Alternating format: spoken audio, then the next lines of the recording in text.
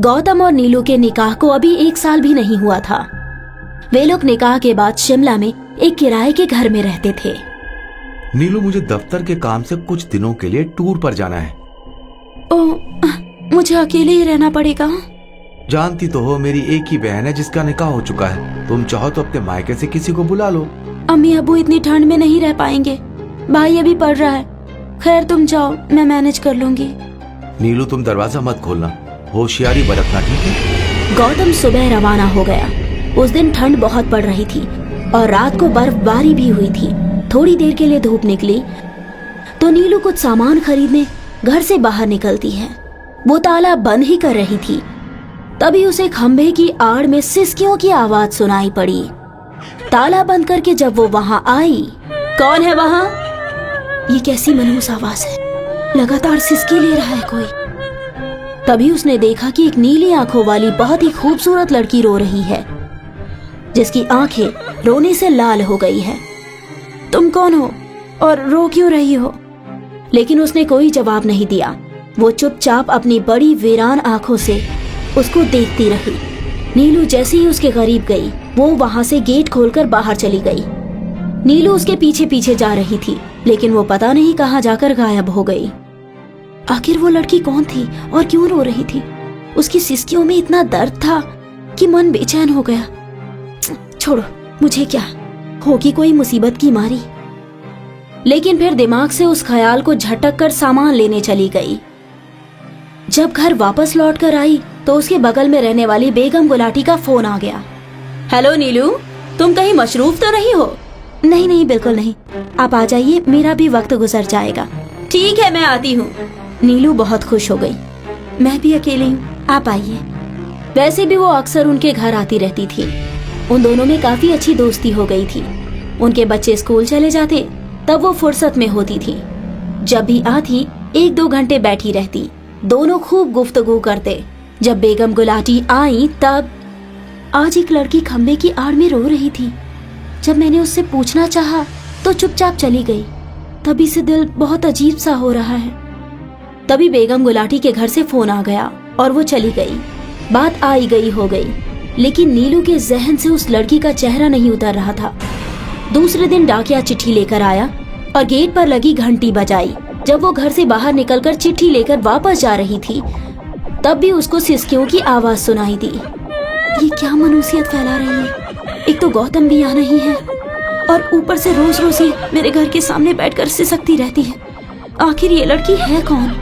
यही सोचकर वो फिर से उसके पास गई, लेकिन जैसे ही नीलू वहाँ पहुंची, वो लड़की तुरंत वहाँ से गेट खोलकर चली गई। जब तक वो उसके पीछे गई, तब तक वो पहाड़ियों में जाकर कहीं गायब हो गई। कुछ पता नहीं चला कहाँ गई। नीलू बहुत परेशान हो गई।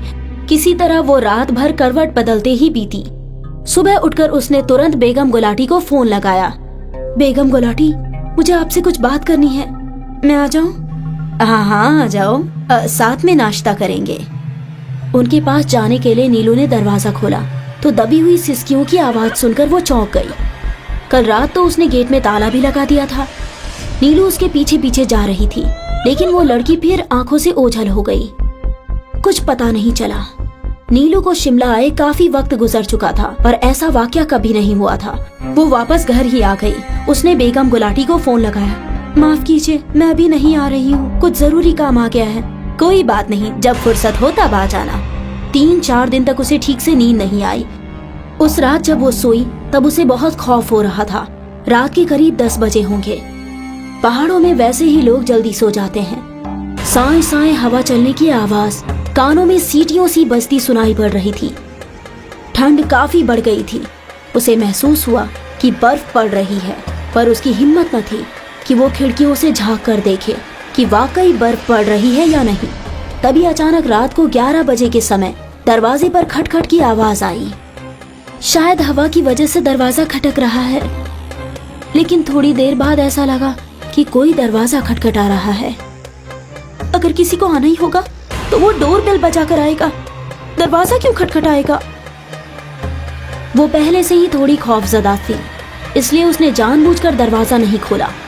दरवाजे पर जब तीसरी बार खटखट हुई तब वो बिस्तर पर ऐसे ही पड़ी रही। तुम जो भी हो, इस समय मैं दरवाजा नहीं खोल सकती, सुबह आना। फिर उसने अपना मुंह लिहाफ से ढक लिया। लिहाफ के अंदर भी उसको पसीने छूट रहे थे। उसने अपना मोबाइल लिया और अपने शौहर गौतम को कॉल किया। इतनी रात को पहाड़ पे सब लोग जल्दी सो जाते हैं। 11:30 बजे रात को नीलू का फोन। उसका फोन देखते ही वो घबरा गया। पता नहीं कौन बार बार दरवाजा खटखटा रहा है। देखो नीलू, दरवाजा मत खोलना, सोने की कोशिश करो, कल तक मैं आ ही जाऊंगा। मैं अभी फोन रखता हूँ, तुम खौफजदा ना हो, चुपचाप शांत होकर सो जाओ। तभी किसी ने दरवाजा जोर से खटखटाया और नीलू खौफ के मारे बिस्तर के नीचे कूद गई। पूरी रात जमीन पर बेसुध पड़ी रही। सुबह जब उसको होश आया तो दिन के 11 बज रहे थे। उसका पूरा शरीर दर्द कर रहा था और तभी घंटी की आवाज सुनकर वो दरवाजे की तरफ गई। सामने गौतम को देखकर वो फूट फूट कर रोने लगी। गौतम, मैं यहाँ अकेले नहीं रह सकती। उसने गौतम को पिछले 2 दिनों में होने वाले पूरे वाकये के बारे में बताया। थोड़ी देर में जब दोनों बेगम गुलाटी के घर आए तो उनको पूरी बात बताई। तब मैंने आप लोगों को इसलिए नहीं बताया क्योंकि आप अक्सर अकेली रहती हैं, बेकार में डर जाएंगी।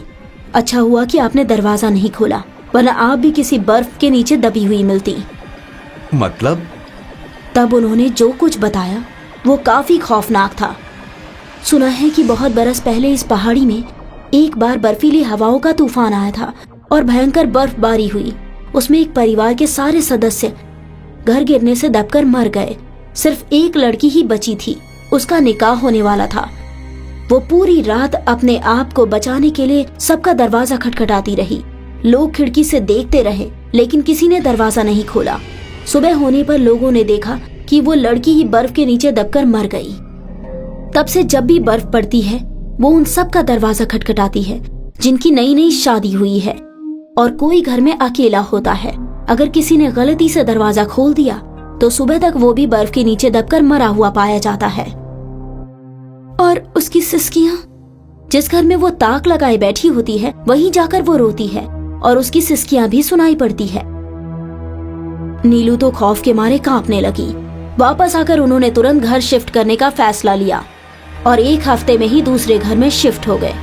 लेकिन 10 साल बाद भी उस बर्फीली रात की रूह को याद करके उसके बदन में ठंडी लहर दौड़ जाती है।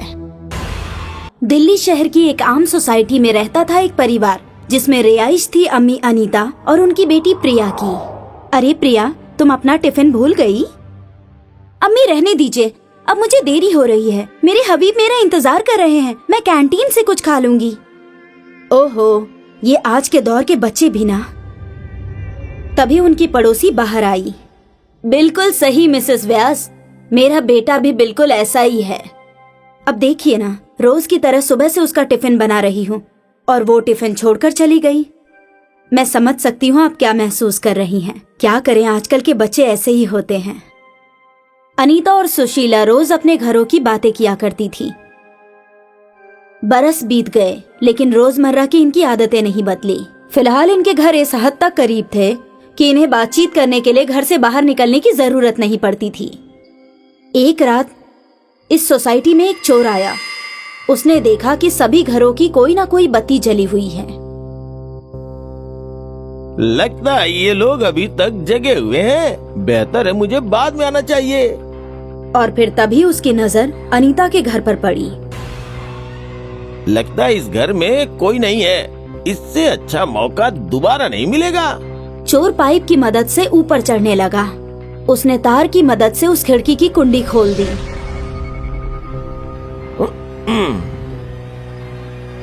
मगर जैसे ही वो अंदर गया तो हैरत ज़दा होकर उसकी आंखें खुली रह गईं। उसके आंखों के सामने सुनीता और प्रिया की लाश पड़ी हुई थी। घबराहट से उसे समझ नहीं आया कि वो क्या करे। चोर वापस पाइप की राह से नीचे उतरा और सरपट भागने लगा। वो भागते हुए पुलिस स्टेशन गया और वहाँ के इंस्पेक्टर को सब कुछ बता दिया।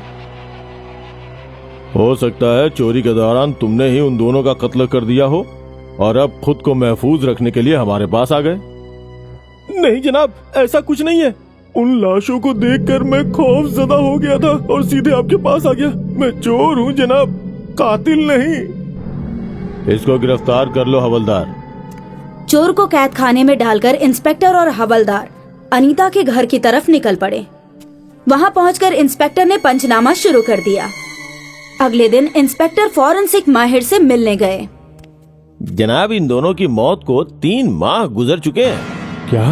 इनका इंतकाल 3 महीने पहले हो चुका है और इनकी लाशों से बदबू भी नहीं आ रही? यही तो मेरे भी समझ से परे है जनाब। अभी तक तो इन लाशों का गलना शुरू हो जाना चाहिए था। और मरने की वजह? चाकू से। प्रिया को किसी और ने चाकू मारा है और अनीता ने खुद को चाकू मारा। ऐसा भी तो हो सकता है कि अनीता ने प्रिया को चाकू मारने के बाद खुद को मार लिया हो। हाँ, इसकी उम्मीद काफी हद तक सही है। बेहतर है जनाब। यहाँ से निकलकर इंस्पेक्टर सुशीला के घर पहुँचे। जनाब, उन दोनों का कत्ल किसने किया? इसका ही तो पता लगाना है। खैर, ये बताइए कि 3 माह से आपके पड़ोस का घर बंद है, तो क्या आप लोगों को शक नहीं हुआ? नहीं जनाब, कल तक तो सब कुछ ठीक था। सब ठीक था? कल ही तो मेरी गुफ्तगू मोहतरमा व्यास से हुई थी। क्या? ये कैसे मुमकिन है? उन दोनों की मौत हुए 3 माह गुजर चुके हैं। क्या? नहीं जनाब, आप चाहें तो किसी से पूछ लीजिए। वो दोनों कल तक तो जिंदा थी और कल मैंने प्रिया को भी देखा था। ये सब सुनने के बाद इंस्पेक्टर के होशो हवास गुम हो गए। उसे समझ नहीं आ रहा था कि ये मुमकिन कैसे हो सकता है। इंस्पेक्टर ने जब और मोहल्ले वालों से पूछताछ की तो सभी का यही कहना था कि वो दोनों कल तक जिंदा थीं। कुछ दिन गुजरने के बाद जब इंस्पेक्टर कोतवाली में थे तभी सुशीला वहां आई। जनाब, कुछ तो गड़बड़ है। क्यों? क्या हो गया? आज भी उस घर की बत्तियां जल रही थी और अगरबत्ती की खुशबू आ रही थी। ऐसे महसूस हो रहा है जैसे कोई वहां है, पर ना जाने कौन है। लेकिन हमने तो वो घर पर मोहर मारी हुई है। जनाब, आप खुद ही पता लगा लीजिए। ठीक है, आज रात मैं खुद वहां आऊंगा। सुशीला वहां से चली गई और इंस्पेक्टर अजीब सी कश्मकश में फंस गया। उस रात हवलदार और इंस्पेक्टर घर से कुछ दूरी पर अपनी जीप लगाकर बैठे थे। जनाब, अब तक तो सब ठीक ही लग रहा है और वैसे भी हमने घर पे मोहर मारी हुई है। आखिर कोई अंदर कैसे जा सकता है? ये मामला कुछ अजीबोगरीब है। मौत के 3 माह गुजर चुके हैं, पर लोगों का कहना है कि वो लोग जिंदा थे। कुछ तो गड़बड़ है संजय, हमें पता लगाना ही पड़ेगा। ठीक है जनाब, आप मुनासिब समझे तो सो जाइए। मेरी नजर है उस घर के ऊपर। नहीं संजय, इस मामले ने मेरी नींद उड़ा दी है। अब नींद आना मुश्किल है। तो चलिए जनाब, आप और मैं दोनों मोबाइल पर सांप और सीढ़ी का खेल खेलते हैं। ये अच्छा ख्याल है। हमारे जगने के साथ ही तफरीह भी हो जाएगी। इंस्पेक्टर और हवलदार फोन पर सांप सीढ़ी का खेल खेल ही रहे थे, तभी अनीता के घर की बत्तियां जल उठी। वो देखो संजय। बत्तियां कैसे जल उठी? दोनों जीप से बाहर आकर खड़े हो गए और तभी अनीता अपने घर से बाहर आई। ये देखकर दोनों के होश हवास उड़ गए और हवलदार बौखलाकर गिर पड़ा। संजय, संजय, उठो संजय। भूत, भूत, जनाब, भूत। इंस्पेक्टर ने हवलदार को जीप में बिठाया और खुद अनीता के घर की ओर चल पड़ा। इंस्पेक्टर ने घर का ताला खोला और अंदर दाखिल हुआ। अंदर दाखिल होते ही उसे जोर जोर से किसी के झगड़ने की आवाज आ रही थी। मैंने बताया ना प्रिया, वो लड़का तुम्हारे लिए बेहतर नहीं है। अम्मी, मैं उससे मोहब्बत करती हूँ और उसी से निकाह करूंगी। क्या इसी वक्त के लिए मैंने तुम्हें बेहतर परवरिश देकर इतना बड़ा किया? वो मैं नहीं जानती। उस बंदे का 3 बार निकाह हो चुका है और 3 तलाक भी हो चुका है। शायद उसे बेहतर तरीके से समझने वाली कोई नहीं मिली। और अम्मी, हम दोनों एक दूसरे के लिए ही बने हैं।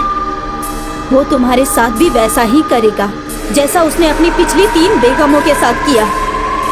अम्मी, आप उसे नहीं जानती और वैसे भी मैं उसके बच्चे की अम्मी बनने वाली हूँ। या अल्लाह, ये तुमने क्या गजब कर दिया। अब मैं मुआशरे को क्या मुंह दिखाऊंगी? यही मुआशरा मुझे बोलेगा बिना वालिद के बच्ची को मैं अच्छी परवरिश नहीं दे सकी। अम्मी, आपको अभी इस मुआशरे की पड़ी है, मेरी नहीं। मुझे तुम्हारी फिक्र है और तुम्हें इस मुआशरे में ही रहना है। इसीलिए कल ही चलकर हम ये हमल गिरवा देंगे। मैं हमल नहीं गिरवाऊंगी। तुम्हें ये करना पड़ेगा। नहीं करवाऊंगी। प्रिया, तुम्हें ये करना होगा, वरना क्या आप मुझे मार देंगी? हाँ।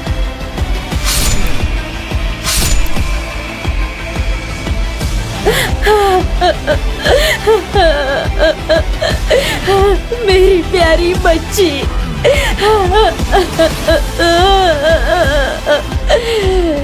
उसके बाद उसने खुद को भी चाकू मार लिया। ये सब कुछ इंस्पेक्टर ने अपनी आंखों के सामने देखा और उसके बाद वो बेहोश हो गया। अगली सुबह जब इंस्पेक्टर को होश आया तो उसे समझ नहीं आ रहा था कि उसके साथ क्या हुआ।